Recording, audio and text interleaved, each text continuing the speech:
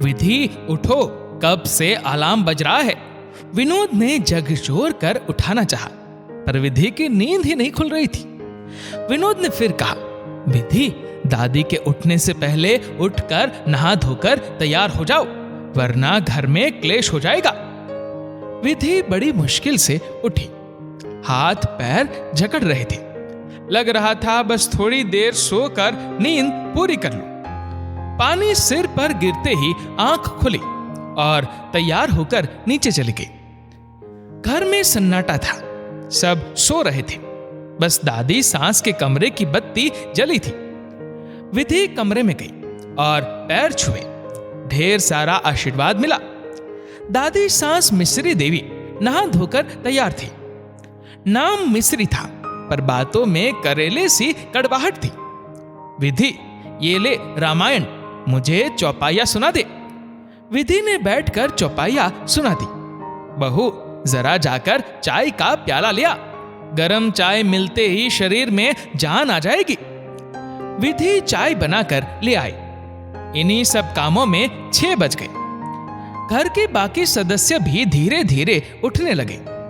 सास केसरी देवी उठकर नहाई और मंदिर चली गई। ससुर जी आराम से समाचार पत्र लेकर बैठ गए। विधि बैठे बैठे ऊँघ रही थी। अचानक आवाज आई, विधि, चाय बन गई क्या? विधि रसोई में पहुंची और चाय बनाकर सास ससुर को पकड़ा दी। अभी आभा के लिए चाय मत बनाना बहू, वो रात को देर तक टीवी देख रही थी, फिर जल्दी उठकर भी क्या करेगी? ससुराल जाएगी तो वैसे ही सो नहीं पाएगी। इतनी देर में 7 बज गए। विधि चाय लेकर विनोद को जगाने गई। अरे यार, सोने दो, रात को देर से सोया था। विनोद जल्लाकर बोला, रात को तो मैं भी आपके साथ ही जगी हुई थी, पर सुबह 5 बजे उठ गई और आपका ये आलस जाता नहीं। तुम घर की बहू हो, सबसे पहले उठना तुम्हारा फर्ज है। मैं तो देर तक सो सकता हूं। विधि कुछ ना बोली, चाय का कप रखकर चली गई। आभा विधि की ननद है, हम उम्र है, पढ़ाई पूरी हो चुकी है, घर वाले रिश्ता देख रहे हैं, बस जल्दी ही शादी करनी है। विधि आभा को बेड टी देकर आई। तब तक 8 बज चुके थे। आभा उठी नहीं। विधि उठाने लगी तो केसरी देवी गुस्सा हो गई। तुझे मना किया था ना, इसे मत उठाना, रात को देर से सोई थी। यह सुनकर विधि चुपचाप कमरे के बाहर आ गई। विधि और विनोद की शादी को कुछ ही समय हुआ था। विधि ने रसोई संभाल ली थी। वो अभी घर में नई ही थी, सबको खुश रखने का प्रयास कर रही थी। समझ रही थी घर के रीति रिवाज और नियमों को जो बहू के लिए बनाए गए हैं। विधि की शादी को कुछ ही समय हुआ था, तो वो और विनोद भी देर तक बातें करते थे और कभी कभी अपने ही कमरे में मूवी देख लिया करते थे। विधि भी देर रात को सोती थी, पर उस पर सुबह जल्दी उठने का पारिवारिक दबाव था। विनोद भी इस मामले में साथ नहीं देते थे। वो भी घर वालों की तरफ थे, क्योंकि विनोद ने सालों से केसरी देवी को ऐसा ही करते देखा था। अब विधि के आते ही केसरी देवी निश्चिंत हो गई थी। दिन में भी मिस्री देवी कोई ना कोई काम निकाल ही लेती थी। कभी रसोई जमा दे, कभी खुद के कपड़ों की अलमारी बिखेर देती, कभी मोतियों की माला बनाने में विधि को लगा देती, तो कभी रसोई में मठरी लड्डू बनवा लेती। इन सब के चलते विधि की नींद ही पूरी नहीं हो पाती थी। अगर विधि किसी बहाने से अपने कमरे में चली जाती थी तो आवाज देकर उसे बुला लेती, पर दोपहर को भी एक क्षण सोने नहीं देती थी। हम तो सुबह से रात तक लगे रहते थे, मजाल की 1 सेकंड भी बैठ जाए, ससुराल में नींद और आराम को छोड़ना पड़ता है। तुम आजकल की बहुओं को तो बस आराम करवा लो और घुमा दो, घर के काम से तो तुम जी चुराती हो।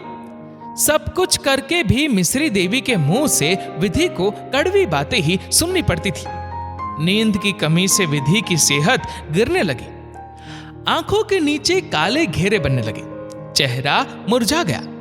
एक दिन विधि मायके गई तो सुबह से रात तक बस हर थोड़ी देर में सो जाती। विधि मायके आकर नींद पूरी करने में लगी है। माँ हंसती, हाँ माँ, तो क्या करूं, ससुराल वाले तो सोने ही नहीं देते हैं। 3-4 दिन में नींद पूरी करके तरोताजा होकर विधि वापस ससुराल पहुंची। ससुराल में आकर फिर से तबीयत खराब रहने लगी।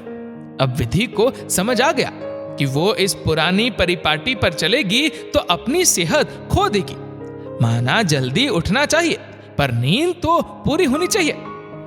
अगले दिन रात को विधि अलार्म बंद करके सो गई। सुबह आराम से 7 बजे उसकी नींद खुली तो देखा नीचे शोर शराबा हो रहा था। दादी सांस घुटनों के दर्द की वजह से तो ऊपर आकर उसे जगा नहीं सकती थी। केसरी देवी मंदिर से आई तो वो चिल्लाते हुए बोली, कहाँ है तेरी बहू? इतनी देर तक सोई है, मुझे चाय भी खुद बनाकर पीनी पड़ी। कब से चिल्ला रही हूं, कोई सुनता नहीं है, उठता ही नहीं है, सभी घोड़े बेचकर सो रहे हैं। तब तक विधि नीचे आ चुकी थी। विनोद भी उतर कर आ गए। केसरी देवी और मिश्री देवी का चेहरा गुस्से से लाल हो रहा था। लग रहा था विधि ने कोई जुर्म कर दिया हो। बहू, ये क्या तरीका है? 7 बज गए हैं और तुम उठी नहीं। मुझे लगा तुम विनोद को कमरे में चाय देने गई हो, लेकिन सासू जी ने खुद से चाय बनाई और सूरज सर पर चढ़ाया है। मम्मी जी, रात को देर से सोई थी, मुझे नींद पूरी करनी थी, इसलिए मैं रात को अलार्म बंद करके सो गई। दिन भर की थकी होती हूँ, रसोई का काम निपटाने में रात हो जाती है। विनोद भी देर तक जगाए रखते हैं, तो मैं अपनी नींद कब पूरी करूं? और दिन में आप लोग सोने नहीं देते हो, तो मैं क्या करूं? मेरी तबीयत खराब रहने लगी है, आंखें थकने लगी है, चेहरे की रंगत खो गई है। मुझे अपनी सेहत का भी ध्यान रखना है। नींद पूरी करनी है तो मायके चली जा, यहां तो जल्दी उठना पड़ेगा। केसरी देवी ने फिर कहा, मम्मी जी, अब नींद पूरी करने को रोज रोज तो मायके नहीं जा सकती हूँ। रहना इसी घर में है तो यहाँ ही नींद पूरी करूंगी। सब आराम से सोते हैं, किसी को ना कॉलेज जाना है ना ही ऑफिस की जल्दी है, फिर मैं रोज क्यों अपनी नींद खराब करूं? आभा दीदी भी तो देर तक सोती रहती है, आखिर हम दोनों हम उम्र है। विधि ने कहा, हम उम्र होने से कुछ नहीं होता है। आभा इस घर की बेटी है और तुम बहू हो। वो देर तक सो सकती है पर तुम नहीं सो सकती हो। आखिर क्यों? किसने यह नियम बना दिए है कि बहू सो नहीं सकती है? बहू घर संभाल सकती है, सबकी सेहत, खान पान, रहन सहन, आराम का ख्याल रख सकती है, तो मैं अपनी सेहत, खान पान, रहन सहन, आराम और नींद का भी ध्यान रखूंगी। बहू बनकर इस घर में आई हूं तो इसका ये मतलब नहीं है कि परिवार के लिए मैं अपनी सेहत और नींद की बलि दे दूं। निर्जीव वस्तुओं को भी हम काम में लेने के बाद उन्हें बंद कर देते हैं ताकि उन्हें भी आराम मिले। फिर मैं तो जीती जागती इंसान हूं, मैं क्यों नहीं अपनी नींद पूरी कर सकती हूँ? बहू को महंगे कपड़े, जेवर सब देते हो और बहू की सेहत और नींद ही छीन लेते हो। बहू बनकर आई हूं इसका ये मतलब नहीं है कि अपनी नींद की बलि चढ़ा दूं। समझ में नहीं आता है कि ये कानून किस किताब में और किसने लिखा है कि बहू को सोने नहीं दिया जाए, बहू को नींद पूरी ना करने दी जाए। लड़की बहू क्या बनती है, उसकी नींद ही छीन ली जाती है।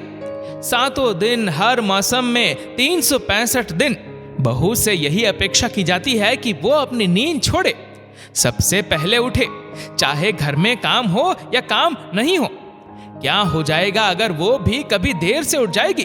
क्या हो जाएगा अगर वो सबके उठने के बाद उठ जाएगी? बहू को जेवर सोना मत दो, पर बहू को चैन से सोने दो। शादी के बाद सब कुछ हम बहुओं को ही त्यागना होता है। मैं भी रात को देर से सोती हूँ, पर मुझे जल्दी उठना है। मैं रसोई के काम निपटा कर थक कर सोती हूँ। विनोद देर तक सुबह सो सकते हैं, वो मर्द है, घर के बेटे हैं। आभा दीदी टीवी देखने में थक जाती है तो वो भी देर तक सो सकती है, वो घर की बेटी है। एक मैं ही बहू हूँ जो नींद की बलि दे देती हूँ। अब से मैं अपनी नींद की बलि नहीं दूंगी। ये कहकर विधि सुबकने लगी। सबको कहकर उसका मन हल्का हो गया। मिश्री देवी और केसरी देवी की आंखें भर आई, क्योंकि वो भी जब बहू थी तब इस दौर से गुजर चुकी है। विनोद और ससुर जी को कुछ खास फर्क नहीं पड़ा। वो दोनों कुछ नहीं बोले, क्योंकि ये सास बहू के बीच का मामला था। अगले दिन घर का माहौल अलग था। अलार्म 5 बजे की जगह 7 बजे बजा। मिस्री देवी को चाय देने की जिम्मेदारी केसरी देवी ने फिर से संभाल ली। आभा को भी विधि के साथ साथ ही उठने को कहा गया, क्योंकि उसे भी कभी तो ससुराल जाना होगा। वो जल्दी ना सही समय पर तो उठने की आदत डाले। अब विधि की सेहत सुधरने लगी, नींद पूरी होने लगी और मुरझाया चेहरा फिर से खिलने लगा। दोस्तों, ऐसा अक्सर होता है कि ससुराल में कदम रखते ही बहू को नींद की बलि देनी पड़ती है। नींद तो सबको आती है, उसे तो ये पता नहीं होता है कि ये घर की बहू है या बेटी, आदमी है या औरत। आप भी अपनी नींद पूरी करें और कोशिश करें कि आपके घर की बहुओं को भी भरपूर नींद मिले, क्योंकि नींद पूरी ना होने से सेहत भी प्रभावित होती है। इस वीडियो को लेकर आपकी क्या राय है, नीचे कमेंट करके जरूर बताएगा। और अगर आपको वीडियो अच्छा लगा हो तो इस वीडियो को लाइक करेगा, शेयर करेगा ज्यादा से ज्यादा लोगों तक। और ऐसे ही और भी इंस्पिरेशनल वीडियोस के लिए सब्सक्राइब करें हमारे यूट्यूब चैनल को और फेसबुक पर फॉलो करें हमारे पेज को। धन्यवाद।